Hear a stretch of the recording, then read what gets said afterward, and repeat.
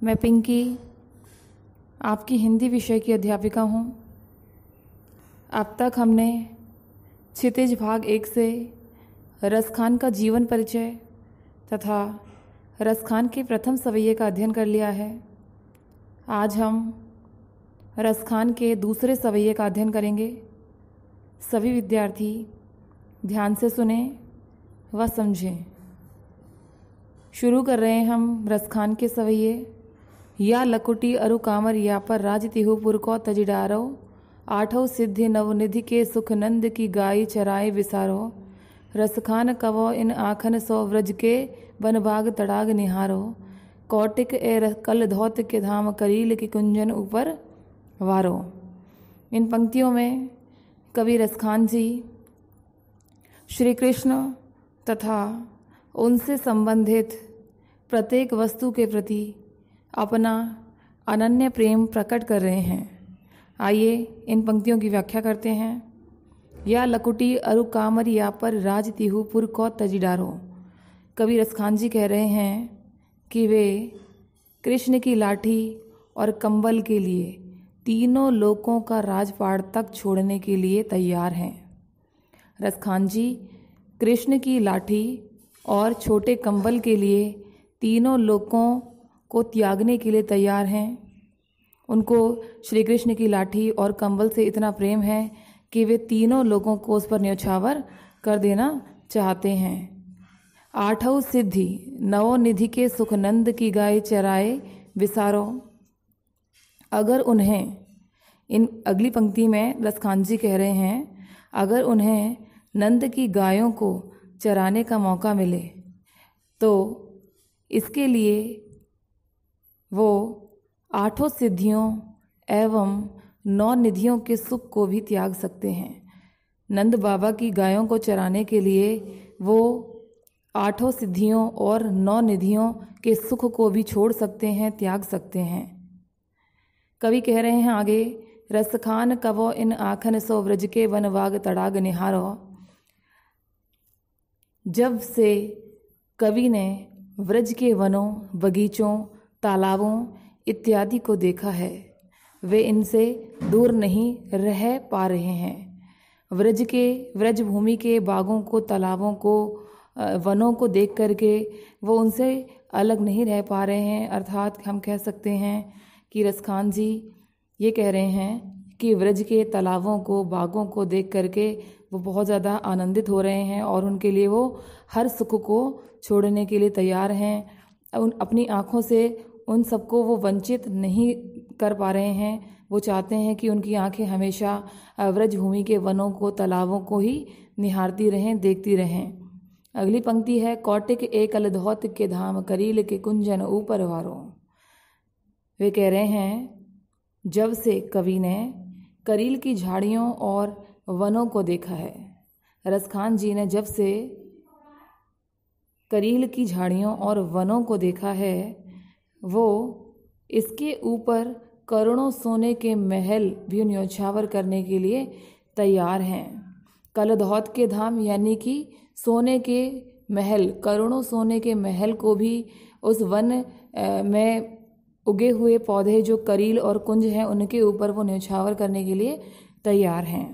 मोर पखा सिर ऊपर राखी हो, गुंज की माल गले पहिरोगी, ओड़ी पीतम्बर ले लकुटी वन गोधन ग्वारिन संग फिरोगी, भावतो वो ही मेरो रसखानी, सो तेरे कहे सब स्वांग करोगी, या मुरली मुरली धर की अधरान धरी अधराना धरोगी। इन पंक्तियों में गोपियाँ कृष्ण के प्रति अपने प्रेम का बखान करती हैं। इसके साथ साथ गोपियाँ कृष्ण की मुरली को अपनी सौतन मानती हैं। पंक्तियों की व्याख्या शुरू कर रहे हैं। मोर पखा सिर ऊपर राखी हो, गुंज की माल गले पहरोगी। रसखान जी कह रहे हैं श्री कृष्ण के सौंदर्य पर मुग्ध एक गोपी दूसरी गोपी से कहती है कि हे सखी, मैं श्री कृष्ण की तरह ही अपने सिर पर मोर के पंखों का मुकुट तथा गले में गुंज की माला पहनूंगी। जिस प्रकार से श्री कृष्ण ने अपने सिर पर अपने मोर का मुकुट पहना हुआ है, उसी प्रकार से मैं भी मोर का मुकुट पहनूंगी और जिस प्रकार से श्री कृष्ण ने गुंज की माला अपने गले में पहनी हुई है, मैं भी वैसे ही पहन लूँगी। अगली पंक्तियों में वे कह रहे हैं, ओड़ी पीतम्बर लय लकुटी वन गोधन ग्वारिणी संग फिरूंगी। जिस प्रकार से श्री कृष्ण जी पीले वस्त्र धारण करते हैं, उसी प्रकार से मैं भी पीले वस्त्र धारण करूंगी और लाठी लेकर के वन वन में फिरूंगी। जिस प्रकार श्री कृष्ण जी गायों को चराने के लिए वन वन फिरते हैं, उसी प्रकार से उसी वेश को धारण करके गोपियाँ वन वन भटकना चाहती हैं, वन वन फिरना चाहती हैं, वन वन में गायों को चराना चाहती हैं। भाव तो वही मेरो रस खानी, सो तेरे कहे सब स्वांग करूँगी। आगे गोपी कहती है कि मेरे कृष्ण को जो भी अच्छा लगता है, जो भी उन्हें भाता है, भाव तो वही, यानी मेरे कृष्ण को जो भी अच्छा लगता है वह सब कुछ करने को मैं तैयार हूँ। जो भी मेरे कृष्ण को, जो भी मेरे प्रियतम कृष्ण को अच्छा लगता है, मैं वो सब करने के लिए तैयार हूँ। पर हे सखी, श्री कृष्ण की उस मुरली को, आगे वो कह रही है आगे की पंक्तियों में कि या मुरली मुरली धर की अधरान धरी अधराना धरूंगी, कि हे सखी, मैं कृष्ण के द्वारा किए गए प्रत्येक कार्य को करूंगी। जैसा वो वेश बनाते हैं, जैसे वो कार्य करते हैं, वो सारे कार्य मैं करूंगी। लेकिन कृष्ण की उस मुरली को मैं अपने होठों पर कभी ना रखूंगी। अर्थात जिस प्रकार से श्री कृष्ण मुरली बजाते हैं अपने होठों पर रख करके, मैं उस मुरली को उस प्रकार से कभी नहीं रखूंगी, क्योंकि उस मुरली के कारण ही श्री कृष्ण को हमसे दूर रख कर दिया है। यानी कि वो उसमें बता रही हैं कि इस मुरली के कारण ही श्री कृष्ण हमसे दूर हो गए हैं, ये मुरली ही हमें श्री कृष्ण से दूर कर रही है। इसलिए वे श्री कृष्ण और अपने बीच में मुरली को बांधक मानती हैं, मुरली को अपनी सौतन मानती हैं। इसलिए वे कह रही हैं कि कृष्ण के द्वारा किए गए प्रत्येक कार्य को वो करेंगी, उनका रूप धारण करेंगी, लेकिन उसकी मुरली को, श्री कृष्ण की मुरली को अपने अधरों पर वो नहीं रखेंगी। काननी दे उंगरी रही वो, जब ही मुरली ध्वनि मंद बजे है, मोहनी तानन सो रस खानी, अटा चढ़ी गोधन गए है तो गए है, तेरी कहो सिगरे व्रज लोगनी, काली को कितनो समझई है, मायरी वा मुख की मुस्कानी, समरी ना जय है न जय है न जय है। इन पंक्तियों में श्री कृष्ण की मनमोहक मुस्कान का वर्णन किया गया है। रस खान जी ने अत्यंत ही सुंदर तरीके से कृष्ण की मुस्कान का बखान किया है। आइए व्याख्या शुरू करते हैं। काननी दे अंगुरी रहिवो, जवही मुरली ध्वनि मंद बजे है। श्री कृष्ण की मुरली की ध्वनि तथा उसकी मुस्कान पर मोहित एक गोपी कहती है कि जब श्री कृष्ण मधुर सुर में मुरली बजाएंगे, तब मैं अपने कानों में उंगली डाल लूँगी, ताकि मुझे उनकी बांसुरी की मधुर ध्वनि सुनाई ना दे, अर्थात मैं उनकी मुरली की धुन को ना सुन सकूं। अगली पंक्ति है, मोहनी तानन सो रस खानी, अटा चढ़ी गोधन गए है तो गए है। ऊंची ऊंची अट्टालिकाओं पर चढ़कर श्री कृष्ण गोधन गाते हैं तो गाते रहें, मैं उसमें बेअसर रहूँगी। अर्थात श्री कृष्ण के गोधन गाने का मेरे ऊपर कोई प्रभाव नहीं पड़ेगा, मेरे ऊपर कोई असर नहीं पड़ेगा।